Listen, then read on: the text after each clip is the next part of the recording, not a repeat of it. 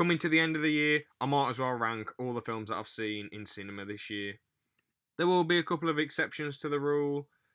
So, a couple of the films that are ranked on here that I just want to bring a bit of attention to are Netflix exclusives. One of them is just on Netflix, and the other one isn't actually an exclusive. Sorry, it was in cinemas, but what is the point of paying £11 when you can just watch it at home on your streaming service? You know.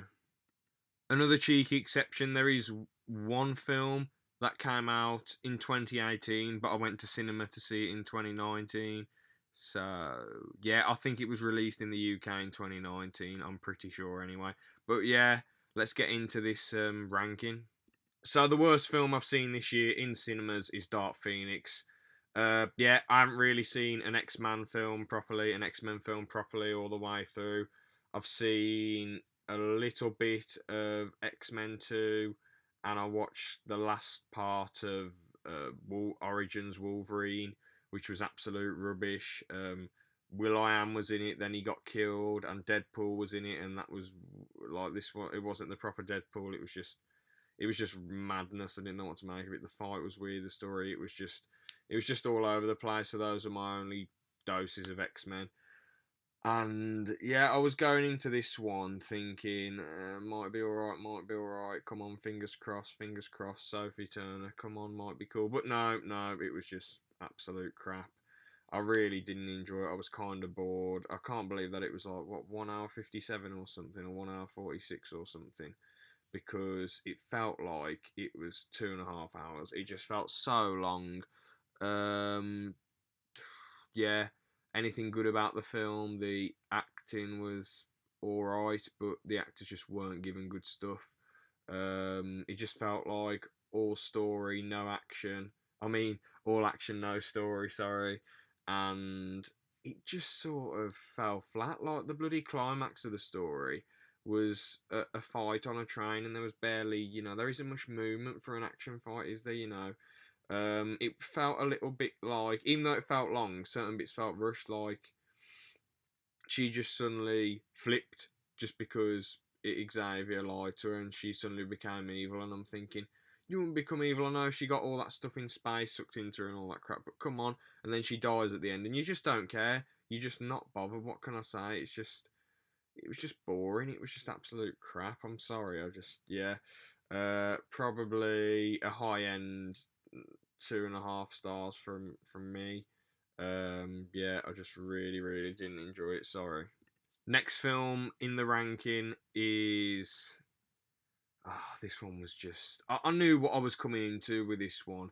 It was Cold Pursuit with Liam Neeson in it, and I was just thinking, oh, it's just another Liam Neeson generic action film. I can't believe he went from being such a phenomenal actor in Schindler's List, and then it was just, he was even good as Ra's al Ghul. And, when he was playing Qui-Gon Jinn, the film wasn't good, but he sort of seemed alright as that character. But a lot, I wasn't even fussed about Take, and then went on about Take, I wasn't even fussed. It just seemed like my daughter, his daughter's kidnapped. He goes for her, takes on a load of bad guys. And yeah, I was just bored. I was just so bored throughout it. I'm sorry, I just thought that was overrated. Haven't watched it for years though. But anyway, enough about that. With Cold Pursuit, it was about Liam Neeson and these gangsters, these dudes who were like, I think I can't remember exactly what happened. The film was really forgettable. But basically, his son gets killed, and then the bloke who killed his son, Liam Neeson, gets his hands on, and instead of killing him, be done with it. Yeah, that's fine. He kills him, but before he kills him, he's like, "Who told you to do this?" And he's like, "Oh, there's a boss above me." So basically, Liam Neeson's going around for ages, killing loads and loads and loads and loads and loads of different people, just just to get to the boss eventually. And it was just so like, what was the point? What was the point? The boss didn't intend for this bad crap to happen, did he? I mean, the boss was a prick. Trust me, the guy at the top was a prick. But like, come on. Yeah, I guess the action was okay. William Forsythe was kind of cool in it, but I was just confused that his wife was spitting on his grave. I was thinking, what? Like, was that meant to be funny? and it was a bit of a shame that the rival gang, because they seemed quite cool, all of those guys, and one of their people got killed, and then they were pissed and they went to take him on. But one of the rival gang survived, who was, killing the bad guys. But at the end, one of them was like parachuting down, and then they fell into Liam Neeson's shredder. Awesome. It was just, I didn't even know. I was so bored. I knew what I was getting into. I don't even know why I watched it. It was just a waste of time. Was not entertaining. Absolute crap. Yeah, again, another high 2.5 from me. Yeah, next on the list is Anna. Yeah, I mean, it was from the director of Leon, so I was kind of disappointed. Actually, no, I was really disappointed. I was absolutely bored. I went to see it really, really late at night, and I was just tired because it was one of the few showings, and I was like, bloody hell, this is just going on and on and on forever. And it's just like, oh, God. I mean, it was only like a bloody hour and 50 or hour and 40 or whatever, but it just felt like it was going on forever. There were so many twists, and then, at one point the plot would be, yeah, the you'd be getting interested in the plot, and then it'd be like, oh, this happened 6 months ago, this happened 7 months ago, it happened years ago, and I'm just thinking, bloody hell, we don't care about this. It's like, what's going on? It just seemed like it was taking loads and loads of, like, crazy, shocking things. It seemed like loads of different things was happening, like twists, and then, but it was just the storytelling was just sloppy for me. The acting was all right, I guess, but I just felt bored throughout the whole thing. I felt like, where is this going to? What is the point? Why do we care? I get that she's been through all this shit and she was in an abusive relationship and all this crap, and she's got a load of shit to overcome. But like, why do we care? She's going around killing people, yeah, great, and she's helping the Americans, and she's against the Americans, and she's helping the KGB, then she's against the KGB, and then there's this really weird lackluster showdown at the end, and then yeah, you got to remember I've only seen it once, so. And then the woman who was sort of for and against her in the KGB, she ends up helping her. And then Anna ends up in Hawaii, I'm pretty sure. Can't remember. Forgettable film. Low 3 stars from me. Sorry, yeah, low end 3 stars. Just crap. Sorry. Next film is Rambo. To be honest with you, well, the Rambo 5, Last Blood. I haven't seen First Blood from the 80s, and I haven't seen the other Rambo films or whatever, but yeah, to be honest, I was surprised because I thought it would have been absolute crap, but I was slightly entertained by it. It was very gory, very, very bloody and brutal. He ripped a dude's heart out. He was turning this one dude's ribs around. Yeah, and with good reason, to be honest. The people he was doing it to were absolute scumbags. They they kidnapped his daughter, and because it seemed like it was happening really quick, and his daughter seemed a little bit. I was kind of annoyed as to really, because in the story, Rambo, is really caring, and his housemate's really caring to her. They genuinely are bothered about her, and she's like, "Oh, I want to go and see my dad in the city," and then he's like, "No, he's not a good person. He doesn't care about you." So she goes to see his her dad to get the plot going, I guess. And her dad's an arsehole, surprise, surprise. I mean, it would have been a cool twist if he was a nice bloke, but no, it's predictable. He comes off as the biggest idiot in the world. He's just horrible to her. And then after that, she goes clubbing because she's down and upset. But I'm thinking, what did you expect? You've been warned 50 times about it, and he ditched you. What do you expect? So anyway, goes down to the club, and then she gets kidnapped, and she's put in a hooker ring by these gangsters, and Rambo ain't too happy about this. He goes to try and rescue him at first, and then they beat the shit out of him. They don't bother killing him. I don't know why, but yeah, guess so the plot can keep going. So they don't bother killing him, and then this woman heals him. And one really weird thing about this film, the woman who heals him and nurses him back to health, she's in it for a little bit because I think the gangsters killed her brother or something. But then she vanishes. She's gone, and I'm thinking, what happened to her? Like, because his daughter gets killed off, and the housemaid leaves, so you've only got Rambo. I'm thinking, wouldn't it have been cool if she was there? She could have been part of the story more. But it doesn't matter. It's whatever. Anyway, a little twist I liked is he smashed all these guys' faces in with a hammer, and I think he shot a few of them. And yeah, he got his daughter back, but she was like not in a good way. And I'm thinking, because my predictions for the story were, obviously I got some things right, but I was thinking either he gets there and she's dead, and then the story's really quick and he's getting revenge, or he he dies and she takes over from his position. So it's like a passing of the torch. That actually would have been the best case scenario. But that actually wasn't one of my predictions. That was what one of my friends said. I'm just trying to think. The other thing I said was, oh, this turned into such a ramble. I said it on the podcast, man. I can't remember my prediction, honestly. It was something like, hold on, I'll get back to you. I'm sorry, I can't remember my other prediction for what I was going to say. But the point I'm trying to make is that it really subverted my expectations. Like, I thought something else would happen, and then it was obviously his daughter dying, so now he's just got to get revenge and get after these geezers. So you know where the story's going. He's going to kill them, but it's how he's going to kill them, which was interesting. So they all showed up to his house, and I was thinking, why don't they show up in the middle of the night? But they showed up in the middle of the day. I think some of them were getting blown up by mines, and there was this massive, pretty good action sequence. And then there was a bit of foreshadowing because he was shooting arrows at poker cards, aces. And then the main leader, he got him in the position to shoot him, and he was just shooting him with arrows. Then he cut his arse out, and that's pretty metaphorical because Rambo's heart was cut out because I forgot if it wasn't his real daughter. It was like his niece. Yeah, his niece got killed. So yeah, cool symbolism there, I guess. Because he physically ripped his heart out, and mentally Rambo's heart was ripped out. So I don't know. I thought he was dead because he took some injuries, but I left the cinema, and my mate who was in there, he was like, "No, he's not dead. He was sitting on the rocking chair," and I was thinking, "Hold on, what?" Because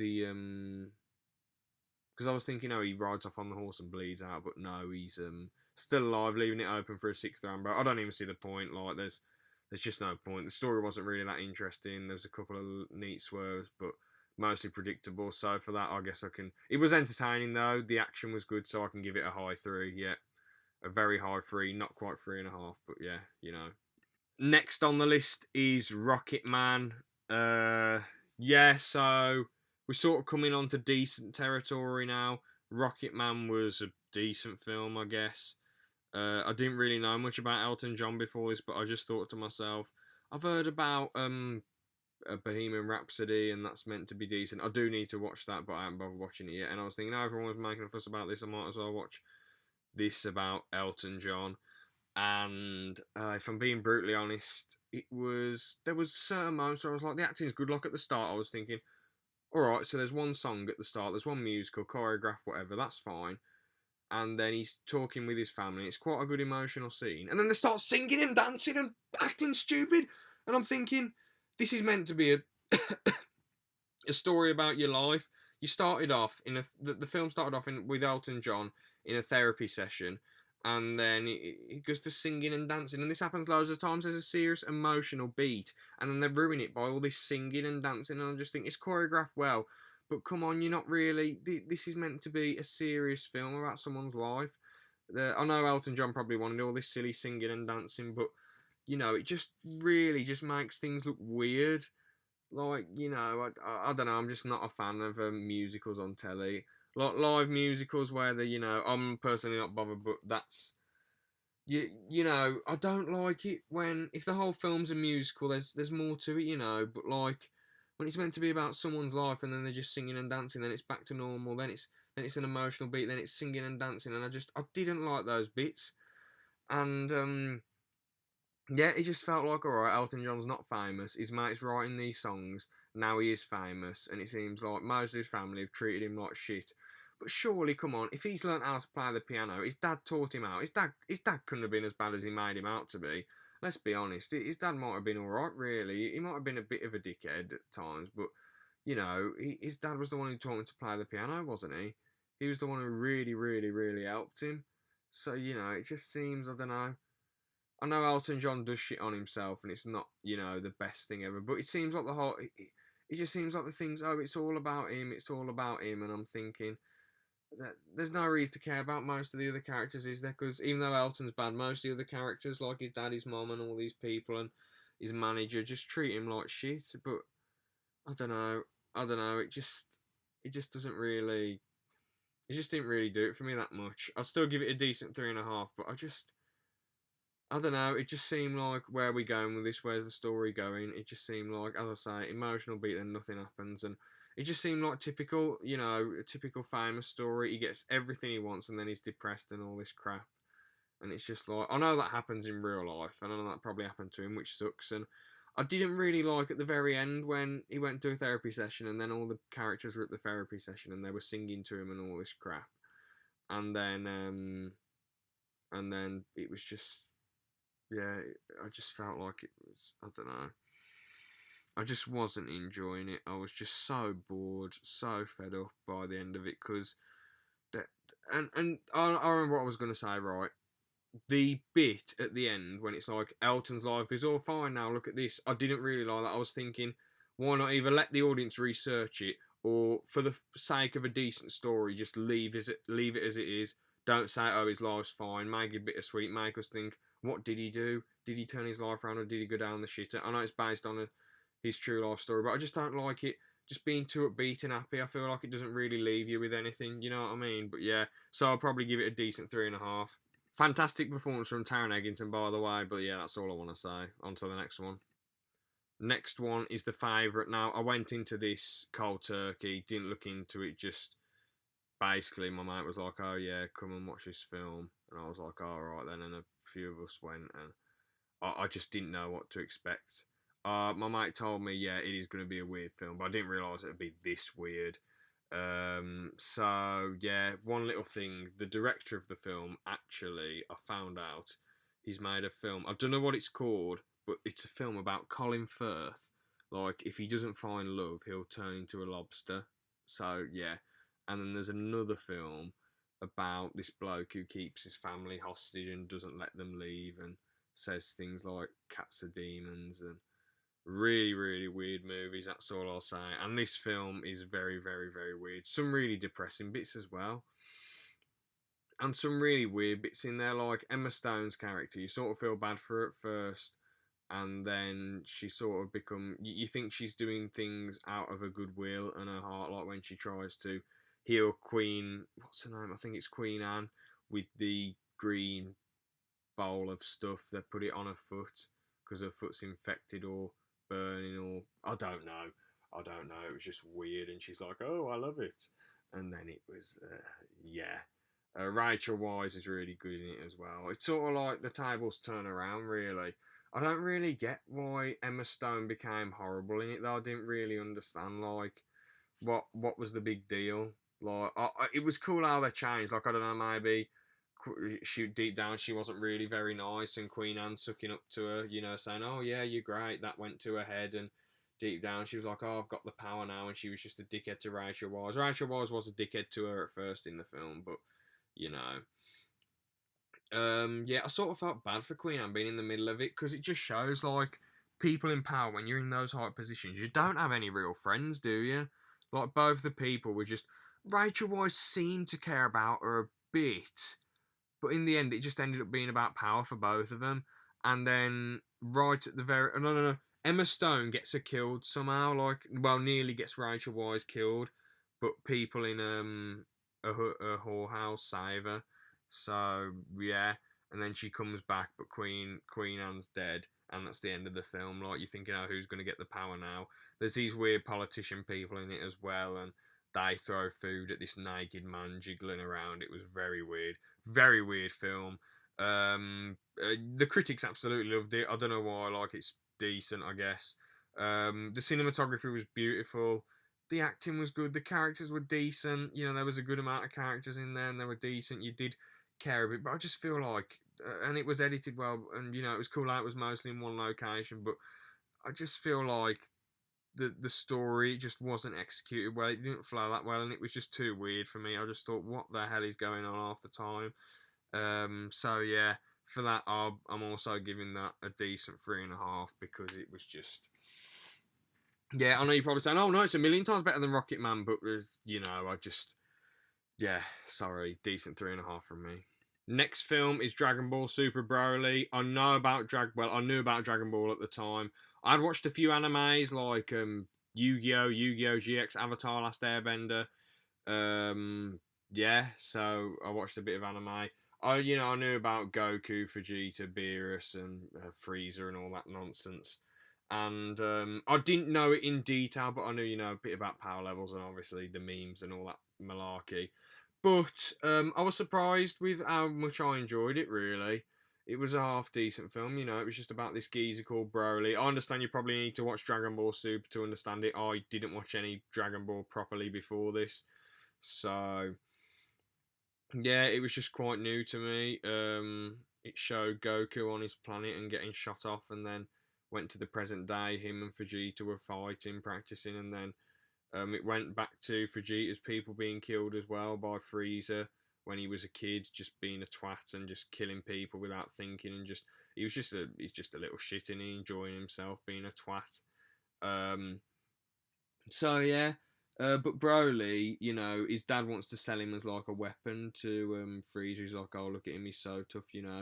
I think because he's an ape, like who didn't have his tail cut off, and I think there's some weird stuff to do with him getting really big and strong with some sort of, I don't know, he can't control his power after a certain amount of time, so he has to get electrocuted to calm himself down. These two people on board this ship, one of Frieza's ships, they're cool. They want to help him out and they genuinely care for him, and they're in the story by the end of it. But yeah, so anyway, Goku and Vegeta meet Frieza and they battle it out a bit, but then Broly goes absolutely mental because Frieza kills his dad, and then there's quite a funny bit in there where Goku and Vegeta have to do this weird dance to get themselves in to merge themselves into one to make themselves way tougher, and yeah, I think Frieza just flies off or runs off or something. The film, there's a bit of story and just a massive fight, but the fight is quite good. I don't know how if I probably wouldn't go back and rewatch it again because it is just one massive fight, but it's a decent fight, so quite entertaining. A solid 3.5 from me. Yeah, a good introduction to the Dragon Ball universe for me. I will try and watch it eventually, Dragon Ball stuff, but I just haven't had the time at the moment. So yeah, solid 3.5 from me. Really enjoyed it. If you're into story films, a little bit of a weakness from it. If you're into story films, it hasn't really got much of a story, but it's still a half decent story and a half decent fight, so I'd recommend it. Yeah. Next film on the list is Knives Out. So yeah, this was a very very weird one. I've never really, even though I'm a fairly big film buff, I've never seen any whodunit film. Surprisingly, I've seen it a little bit parodied in shows like in Family Guy. Then there were fewer episodes, and it was all right. It was parodying it and making people laugh, and yeah, all that shit, and yeah, that was all right. But this film, it was really interesting at first because you're thinking, all right, it's obviously a suicide, but why is this Daniel Craig detective being called up? And the officers are like, oh, it's obvious he slit his throat. Oh my god, it's obvious. And they're interviewing all the family, and the family saying this, and he wronged them. He wronged the family in a bit of a way, and then the problem child, he had to go, who's Chris Evans, he had to go at him. Then he's like, I'm warning you, and then Chris Evans storms off, but Chris Evans couldn't have done it because he'd stormed off. So you're thinking, oh, who could have done it then? Who could have done it? They're not going to go with the problem child who it's obvious they would have done it. They're not going to go with that. They're going to subvert our expectations and make us think. No, they go with him being a twat in the end. But it's done really, really, really weirdly though. So what happened was his nurse, who's quite a good character. I'm so sorry I forgot her name. But she was really good. She good actor, good character in it. Just a really, really nice person in the film, and you just really wanted things to work out for her because she'd been such a good nurse to Harlan, and the family were nice to her, but they weren't the best to her. And she had a bit of a crap life. Her family didn't have that much money, so you really were rooting for her. But anyway, you find out that she accidentally gave him the wrong medication, but she'd been giving him this medication for years and years and years. Like, she knew the what to do, but she realised, oh shit, I've just given him the wrong one. And she was looking for the stuff to inject him with, and she didn't have it. But then Harlan's like, oh, don't worry about it. I want things to be good for you. I want you to be alright. Don't do this because it'll ruin your family's life. Don't admit things. Don't just follow my plan. And then there's this complicated plan to for her to leave and for him to commit suicide, even though he he didn't even seem that nervous when she told him that she had given him the wrong injection. So it was he just really cared about her and wanted things to go all right. So yeah. Anyway, you find out that that was what happened, and you're like, oh, well, the interest is gone now. It wasn't any of the family. There isn't any of this animosity anymore. We know what happened. And then you think Chris Evans is trying to help her, but he's not. He's just out for himself, the fucking bastard. Oh yeah, I'm trying not to swear as much in the videos anymore, but yeah, he's just a twat in it, and he's just a tit. He's just a tit. He didn't make any. I'm sorry, I know he's a problem child, but he wasn't that evil. Like, basically, it was overcomplicated. Daniel Craig figures it out, and Chris Evans, was in cahoots with the situation. Like, he was just being a twat. He swapped the medication around, and like, he took the label off the medication and put it on the wrong medication. So Harlan drunk it. No, he had it injected, and then he was like, oh, and then he but yeah, he swaps the drugs around, so he makes the main character think that she gave Harlan the wrong drugs, so he would end up killing himself, and then it's just a load of overcomplicated rubbish, to be honest. You even though he's a problem child, you wouldn't believe that he's that evil. As I say, you wouldn't believe that he'd do shit like that, and it was just a bit boring once you knew what happened. It was all right, but yeah, kind of entertaining. The family bickering was entertaining, I guess. She came out on top though. He got arrested, and yeah, that's that really. Low 4 from me, a very low 4. It basically just scrapes a 4 out of 5 stars from me. Yeah, good, but not really anything that good at all. Next on the ranking is John Wick 3. So, again, this is another one I went into cold turkey.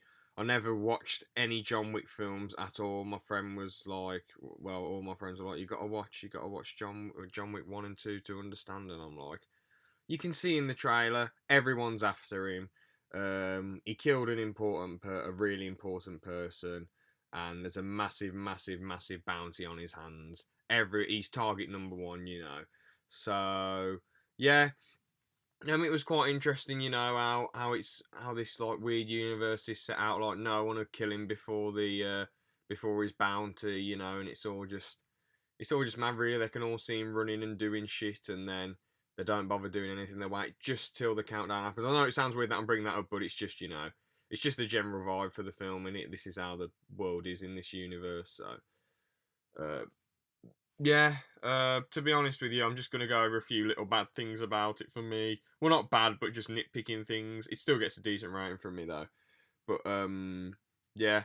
So, a few little bad things. Just Keanu Reeves is just not that interesting in anything, is he really? I have not seen Bill and Ted. I haven't seen Point Break. But obviously, I've seen the first Matrix and the Devil's Advocate, and he's just boring in both of them. Like, in Devil's Advocate, he just puts on a southern accent, and that's it. And in the Matrix, he's just really, really boring. It's just the bizarre story that carries this. And in this, it's probably the least boring he's been in any film, but he's still quite dry and bland, really. So, yeah, Ian McShane was good in it. He was actually all right. He was an all right character, but yeah. The story was just, it was just not really that deep. There wasn't really any shocking twists and turns. But now onto the good stuff. The action is phenomenal. The fight at the start with the book, that was hilarious. The fight in the room with all the mirrors, that was really, really cool. That was like some Enter the Dragon stuff there, it was just awesome. Well, not mirrors, like windows, you know what I mean? Yeah, that was cool. Some of the comedy in it was quite good, I thought it was quite funny, that Bronn from Game of Thrones, Jeremy Flynn, that's it, was in it. Because he in Game of Thrones he goes on about, oh, where's my castle, where's my castle. Well, in this film he's finally got his bloody castle. Where hey, so yeah, the action was quite good. I didn't really understand them cutting his finger off. Like, why didn't? It was just weird. At the end, I was a bit confused because I thought, is this meant to be the last one? And then he just died. Well, he didn't die, but like Ian McShane turned on him, and people were telling me, "Oh no, it's all part of a ruse. He's just showing his loyalty to those other people who are after John Wick." And I'm just thinking, but because they're like, "Oh, he didn't go for the head, but still, he shot him a few times, and he made him fall off the building. And how would have he known? How does John Wick know that it's all a ruse? And how would have Ian McShane known that he did this just you know to help John Wick to be on John Wick's side? And how did Ian McShane? I mean, how did Ian McShane know that John Wick would survive that massive fall? And I'm surprised he did survive. And Morpheus, he's quite cool in it. The guy who plays him, I can't remember his name. Sorry. He's quite actually pretty cool in it, yeah. And he gets sliced up. He helps John Wick slightly, and they slice him up. And there's this weird the organisation John Wick was who trained up John Wick. They help him a bit, and all that happens to the person that helped him is that they cut her hands. That's all. But the other people got absolutely sliced to bits. So yeah, there's not much else I can say about it. The action's just phenomenal. Absolutely love the action. All the fight scenes are amazing. But the story was a little bit weak for me. So for that, I'm just giving it a solid 4. Yeah, that's it really. For that film. Next film on the list is Dragged Across the Concrete. Now, I hadn't seen any Mel Gibson films up till this point. And it was just a really random, obscure film. A couple of my mates wanted to go and see, and I was like, oh, okay, then let's have a look at this. Let's see what this is like. And I like how it goes into loads of different stories. Like you got the story of Mel Gibson and his sidekick, well, his cop friend, whatever, who they're a bit abusive to these drug dealers. Like they're a bit over the top. Instead of just going in there and arresting them, they're just dickheads to them really, and then they arrest them. But then they get their comeuppance and they're like, sorry, you guys are going to be banned for a year or 10 months, or I can't remember exactly how long it was, but the chief was like, sorry guys, you're banned.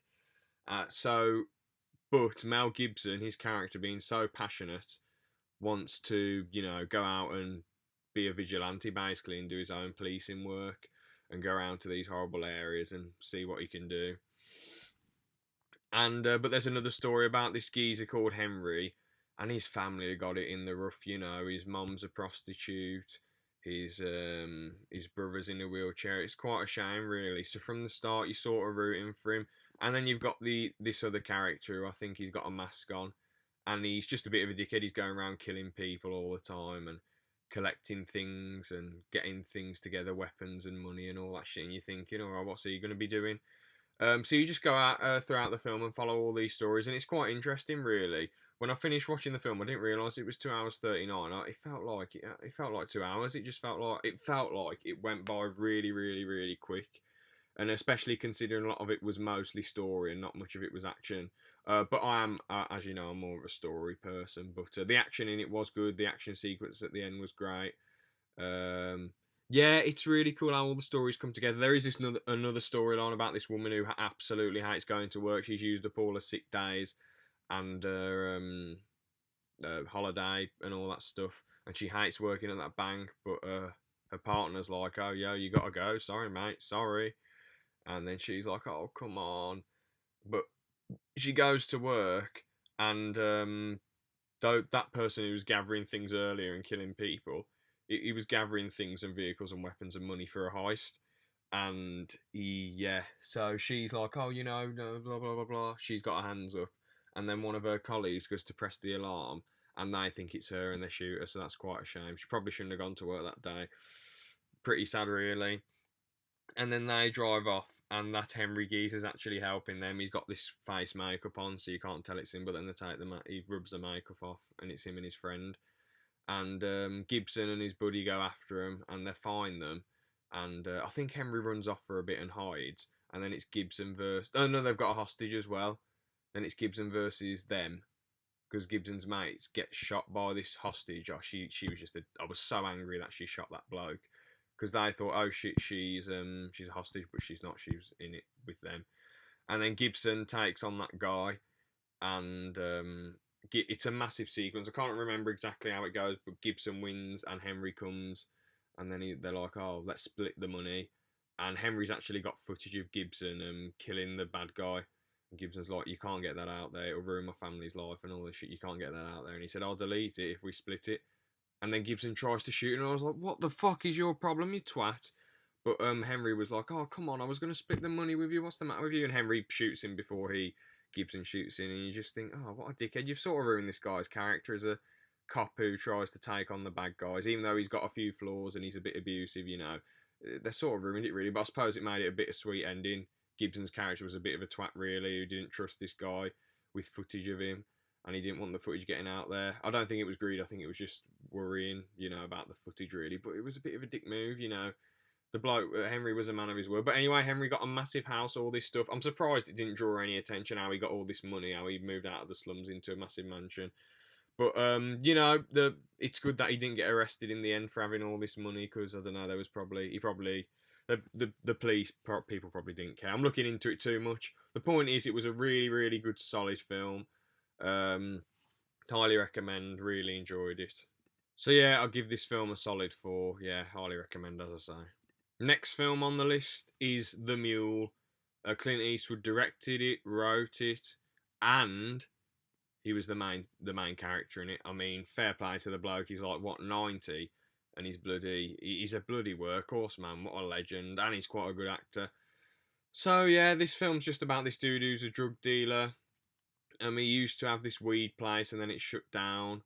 And then he just, he was just driving around transporting drugs for people. But he fell out with his family. Like, they weren't that cool with him. And he went to visit him at the wedding, and his ex-wife was like, "Oh, screw you, you're never there for us." But I sort of feel bad for Clint Eastwood's character, because all he's trying to do is give him a good life and give him loads of money, but he barely spent any time with him, so it's a bit of a...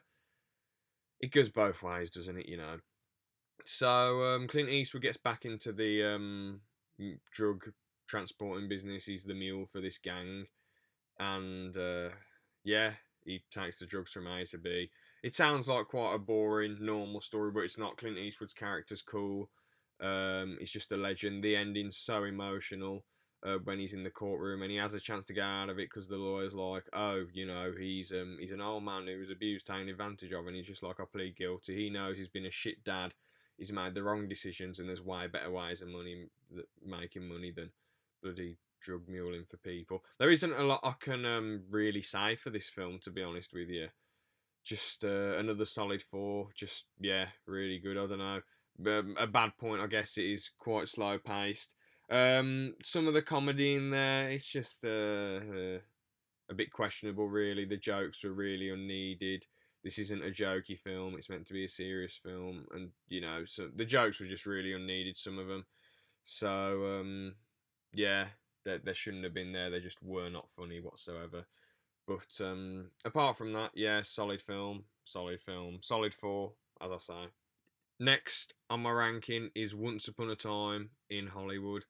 So yeah, I mean, I love Leonardo DiCaprio and Brad Pitt in it. Margot Robbie was good, even though she didn't have a lot of screen time. Al Pacino was good, even though he didn't have a lot of screen time. It was mostly just Leonardo DiCaprio and Brad Pitt who played his stunt double in the film. So yeah, there wasn't... The biggest weakness with the film is that there isn't really much of a proper narrative. It's just, DiCaprio and Brad Pitt going around. DiCaprio being upset that his career might nearly be over. And all that malarkey, really. There wasn't really a lot to it. I liked all the backgrounds and all the stuff. It really seemed like it was set in the 60s. Yeah, there isn't loads and loads I can say, really. The people complain about the Bruce Lee fight, but I was like, that was one of the best scenes in the film, really. It isn't meant to be based off of real life. It isn't meant to be based on a true story. It's meant, like, it isn't meant to be fact. That's what I mean. There wasn't actually a stunt double who took on Bruce Lee in a fight, because a lot of people are like, "Oh, it made Bruce Lee look bad." It's not meant to be true, you fools. Like, geez, it's just a movie. It didn't say based on a true story. I know it was sort of advertised like it would be focusing on the Manson cult and the murders, but it didn't really focus on that much until the end. But Quentin Tarantino rewrote history. It was one of the best bits because you thought Manson's followers are just going to kill Brad Pitt and DiCaprio and then go to Margot, Sharon Tate's house and Roman Polanski's house, but nope. Brad Pitt's dog comes in, saves the day. This is when the film gets bloody, absolutely battered. Bam, bam, bam. Absolutely wrecked. And I was so glad that they beat those pieces of shit to death because they were horrible people. And that girl got burnt at the end. And I know it sounds like fucked up, but they deserved it. They were going to kill people. Yeah, so the flamethrower, there was this flamethrower at the start of the film that DiCaprio used, and then he used it to burn that woman. So she deserved it. The bloke deserved that dog biting his balls and biting his neck and all that shit. And that other woman deserved to get her face smashed in because they were horrible people. It was so satisfying to see that stuff. So yeah, I'm glad Quentin rewrote history because for the whole film, you anticipate, you're like, oh god, it's going to happen, oh god. And then it doesn't happen. And it ends with Brad Pitt going, because the part of you thinks, oh shit, it's definitely going to happen because Brad Pitt's stoned now. But then another part of you thinks, oh shit, he survives. You know, if he hadn't been stoned, then maybe you would have thought, oh, this is the direction they're going. But because he was stoned, you were thinking, oh god, oh god. But yeah, it was class. Brad Pitt gets taken off, and then DiCaprio goes to have dinner with Roman Polanski and Sharon Tate. So that's, yeah, good ending. Leaves it on a high note. Really, it wouldn't have been a depressing ending like the real life situation. So yeah, it was just, yeah, really. I'd say I'd give it a great 4 because the thing is, it was really cool and good, but there wasn't a proper story, and it was a bit annoying how I don't know if it was Tarantino himself or someone else said, yeah, I think it was probably Tarantino himself, saying, oh, this is the closest I've been to Pulp Fiction in years. It wasn't. It was nothing compared to Pulp Fiction or Reservoir Dogs or any of them films, you know. I need to watch Inglourious Bastards and Jackie Brown, though. I've seen uh, what's it called, True Romance and Dust Till Dawn. I need to watch Natural Born Killers, and obviously I've seen Hateful Eight and Kill Bill Volume 1. They're Kill Bill's good, but Hateful Eight a bit too long for me. But yeah, enough about that. Enough about Tarantino. That's another video for another time, if I can be bothered to make that. So yeah, overall great 4 from me. Yeah. Next film on the list is Spider-Man: Far From Home. Absolutely love this film. By far the best Spider-Man film I've watched. I haven't watched Amazing Spider-Man 2, but I heard that sucked. I haven't watched Into the Spider-Verse, and I heard that was amazing. But I've watched the Sam Raimi trilogy. I've watched Amazing Spider-Man, and I've watched I've watched this one. I haven't watched Homecoming, sadly. But yeah, this was just a class film. It felt like a Peter Parker film, not just a Spider-Man film. Love the acting in it. Love the characters. Probably Tom Holland's best performance, because in Civil War, as much as I love Civil War, I felt like he was just, all he had was a few lines, and that was that really. Infinity War, alright, I guess, but in this he was just a star of the show. Absolutely loved it. I loved his I know they focus on Iron Man a lot after he died, but I loved his personal struggles with that. I haven't looked into the comics, obviously, so I didn't know. I like the twist.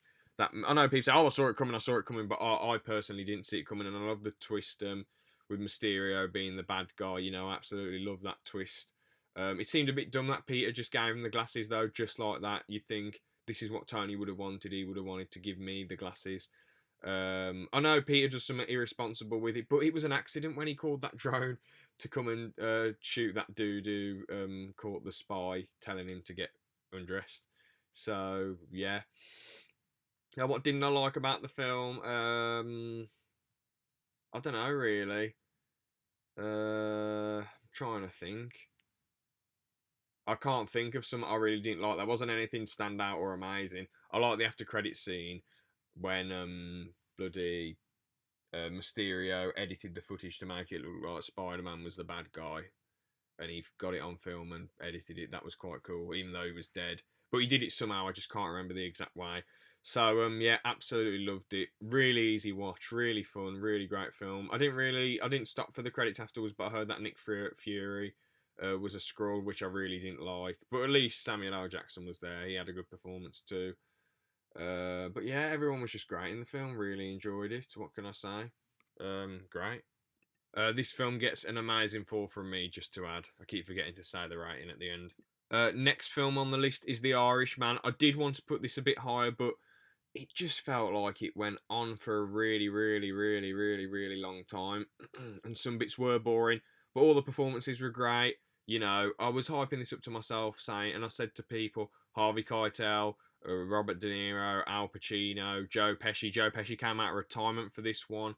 Yeah, so this was just a mob epic, really. It was just, yeah, it was really good, but certain bits were quite boring. I was quite annoyed that Harvey Keitel only had, like, it felt like he was barely there at all.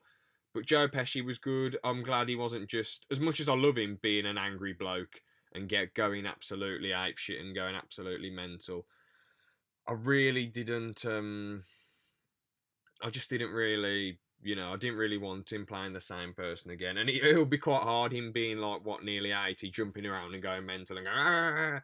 It would have been all right, I guess, but I preferred him being more laid back and mellow in this one. More calculated and passive aggressive, really. Robert De Niro was cool in it. He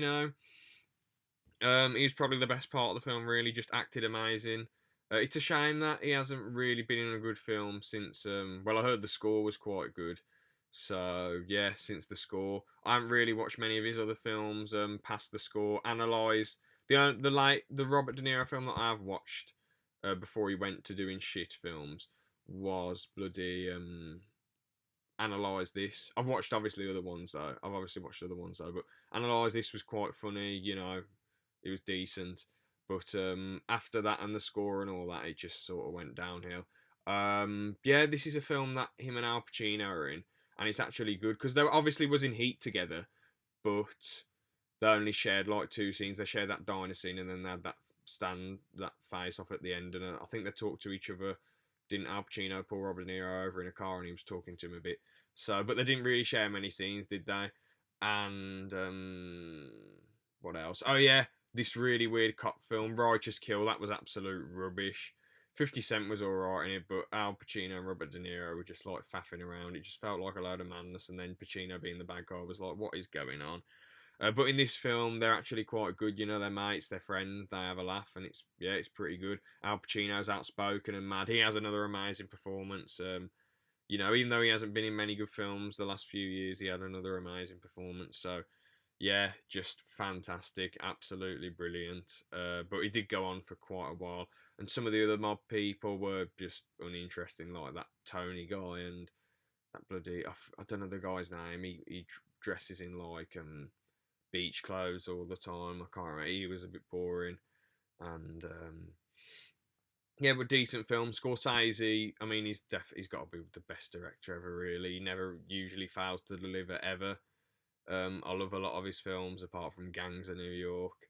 So yeah, and even that one's okay, just goes on forever. So yeah, this film's great. Goes on a bit too far. I don't know. When he killed Al Pacino, it sort of felt like I don't know, maybe he should have had more of a goodbye to him because there was decent mates, but in the mob, people just get killed like that, don't they? So, yeah.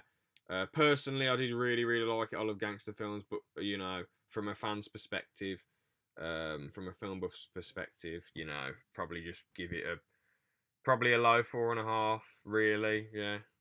So, just gets a 4.5 from me. Yeah, next film is El Camino. This and The Irishman are the exception to the rules.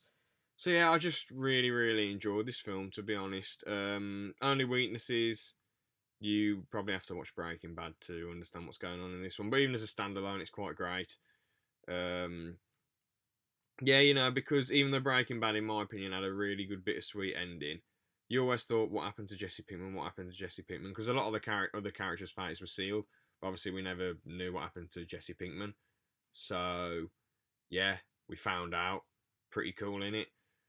So he drove off. He's on the run from the police. You get a lot of people. You get, I think it was Skinny Pete and Badger. They're back at first, and they help Jesse Pinkman, which is really nice. My mind's just gone blank. You get a lot of flashbacks with Todd, a flashback with Walter. There's a small bit when he's talking to his parents on the phone. Yeah, he goes around and he goes to this place and these people impersonating cops arrest him, and that was quite a cool scene. so he can go and get some money. I like the one scene when he's talking to the bloke who changes people's lives. He changed Walter's life, like moved into Alaska, and he was like $25 short or $90 short, and he was like, "Oh well, sorry, not taking you." And then he calls the cops on Jesse Pinkman. That was quite funny. And even this ending was quite bittersweet because even though Jesse Pinkman's free, he's alone because he hates being alone. When he was in the bed in Breaking Bad after he'd been the hospital bed after he'd been beaten up by Hank, he was saying, "I've never been more alone and gutted in my life." Well, not gutted, depressed in my life, or whatever he said, you know. So it is really a bittersweet ending. He's going off into the unknown alone, but at the same time, you think, you know, maybe it can work out. Maybe he can do good by himself, right by himself, you know. So yeah, a decent 4.5 from me. Really, really, really great. Really enjoyed it. Glad to see the conclusion. Next film is The Joker or Joker. Pretty sure it's called Joker. So yeah, that is just it's just a class film. Really, really good, really new take on it because the Joker, you know, he's just a scumbag usually, isn't he? He's just a scumbag or an evil dude, or we have theories about him. We've never had a proper origin story apart from, I don't know, him falling into acid or whatever, you know what I mean? Or just being some crazy criminal. So yeah, the Joker film is just about this dude who's suffering really mentally. He's doing a degrading job, mentally degrading, even though he really, really enjoys it, you know.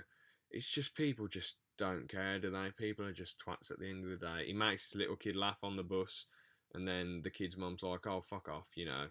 Well, she's like, "Please, can you stop doing that?" Then he starts laughing, and she's getting angry at him, and his laugh is like a mental health, like not mental health. He's got a disorder, an illness, which makes him constantly laugh all the time, and he ends up getting sacked from his job because one of his work colleagues gave him a gun, and it fell out when he was entertaining the children at the hospital. So yeah, I felt really bad for the Joker, to be honest. His mum lied to him as well quite a bit, and she wasn't very nice to him. And it was gradual, his change. It wasn't like, oh, one thing happened, then we're here. It was like the he got his sign taken off him. He lost his job. He was frustrated at his life, you know. The comedian show didn't go to. Actually, no. This was before the comedian show. Sorry. And then these Wall Street thugs are bullying this woman, and then like these blokes were bullying her for some reason. These Wall Street guys, and then Joker was just. I think he just started laughing, and then they started having a go at Joker, and they were beating him up, and then the Joker turned the gun and shot one of them in the head. And I was the only person in the cinema who did this, but I was like, yes! I was so happy. I was like, yes, motherfucker, come on. You know, I thought it was one of the coolest things I'd ever seen. Because those bastards, I know it sounds a bit mental, but they deserved it. They were twats. They were bullying someone and they were beating the shit out of some mentally ill man. Like, come on. He was just defending himself. Like, fuck's sake, you know. Just absolute twats hate him. His mum, you know, she sort of deserved it. She treated him like shit and bloody was an arsehole to him, you know, and told him loads of lies. And when someone's got mental health problems, you don't do that to him. That ain't right. He got his medication taken off of him as well. They were like, sorry, you can't have any more medication. But yeah, he went on the Robert De Niro show. And yeah, this is actually another film that De Niro was quite good in, really. He was good as this show host. And it was just, yeah, it was quite good, really. And then he shot De Niro, and then the police were taking him away. Then some of the Joker's henchmen or followers crashed into the police car and took him out, and then the Joker was dancing in front of him, and I thought that was amazing. There were some shots that I loved as well, like all the shots of him dancing. I love the shot when he's walking down, sort of like moving his head side to side, sort of slow motion. He smokes a cigarette, and then I love the shot when when the FBI people are getting beaten up, and then he just walks off and puts the Joker mask down. I love that, and the shot when they're getting beaten up, and he's bloody what you call it? He's just dancing and laughing at him. That was quite cool. Yeah, great film. Really enjoyed it. What weaknesses? There probably wasn't really any interesting characters apart from the Joker, and it was such a good performance. I feel like that's why it really, really gets high up, because of the performance. If it wasn't for the performance, I think it'd just be another good film, I guess. But you know, the performance just takes it to another level. So fair play. Yeah, good. Well, great film. Really, I really loved it. So a decent 4.5 out of 5 from me. Next film on the list is Avengers Endgame. So yeah, this is my number 2. ranked film that I've seen this year in cinema. Absolutely amazing film. Really does well to cap off, 22 films. It's just, yeah, it's just amazing, isn't it? Really. There was some little. I'll just go over the tiny nitpicks I didn't like about it. Um, Vat 4 wasn't funny, and it wasn't really much of a Thanos film. It was more of a. It was just an Avengers film, which I liked, but I liked the from Infinity War how it was like there was a lot of Thanos in it. I really liked it, but I suppose there was not much else they could do for his character arc because he got killed off in 10 minutes, and that's what I really liked about it. And but obviously the Thanos from 2014, I didn't really like how his motivation changed. In this, he's like, "Oh, I just want to kill everyone." But back in Infinity War, he was like, "Oh, I want I want the universe to be saved, even if it means killing like half the universe." You know what I mean?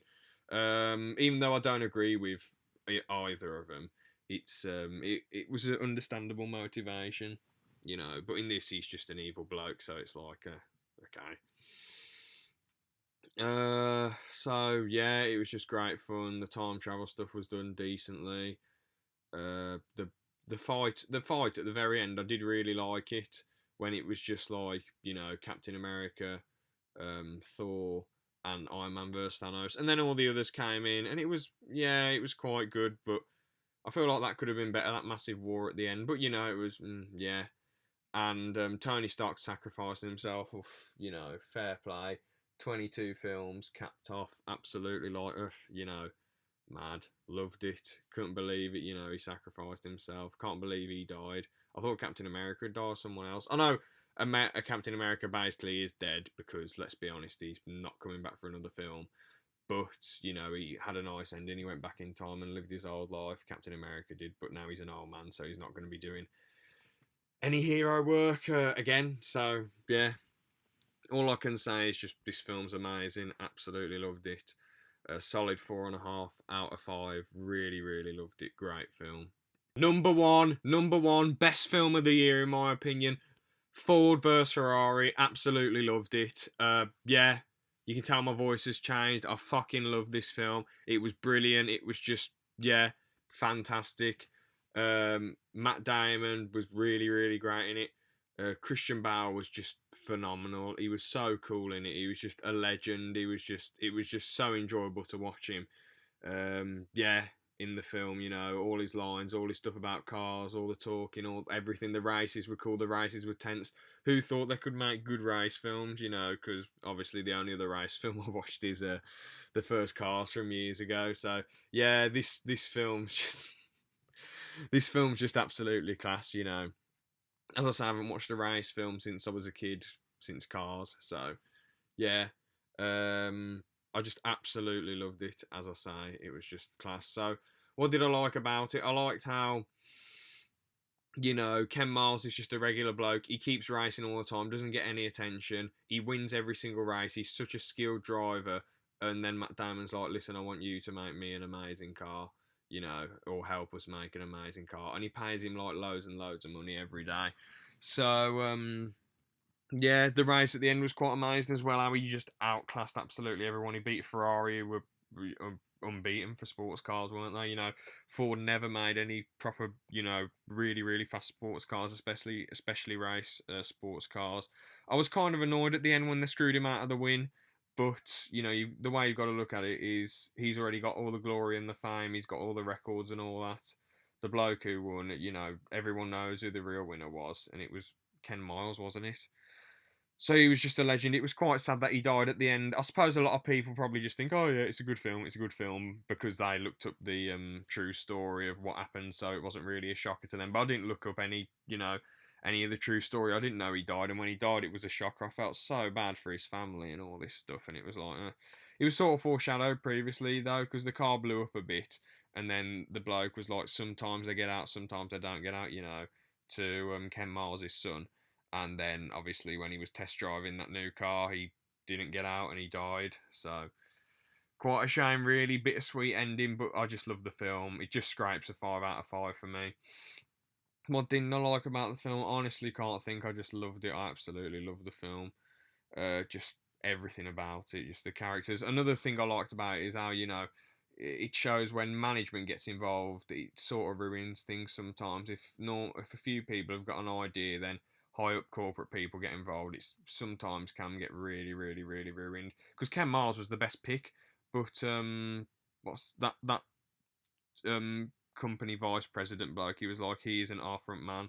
He isn't what we want. He isn't the image we want to represent for Ford. But like, I'm thinking, come on, he's the best driver. What's wrong with you? But it made it quite interesting, I guess. And yeah, just shows, doesn't it? Just shows. Anyway, that's the end of my ranking. It was a total rambling, but I just wanted to get my opinion out there. An hour long, bloody hell. So yeah, thank you for watching. I'll try and make my reviews more structured and maybe review things as soon as they come out rather than doing a big ranking like this. But let me know if you enjoy the big rankings, if you got this far in the video. Yeah, thanks for watching. See ya.